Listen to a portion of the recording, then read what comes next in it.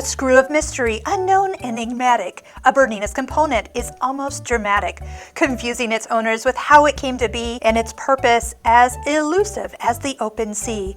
The Bernina screw, a simple treasure, confusing its owners beyond measure, but a vital part, a valuable pleasure. Its mystery, our bond we will forever treasure. Was it a spare or a hidden surprise? A puzzle we cannot help but analyze. Its importance like a secret that lies, a key component that we idolize. In the realm of sewing, this famous screw, they say, pairs with the Bernina seam guide in a perfect way. Together they ensure precise stitching, neat and true.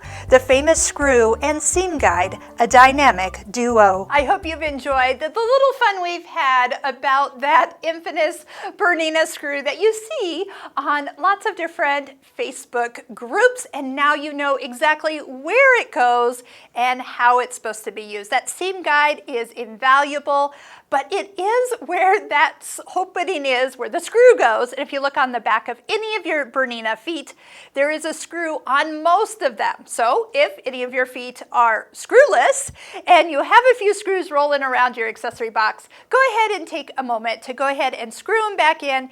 Use the screwdriver to get it nice and tight so they don't wiggle loose. That's usually what happens.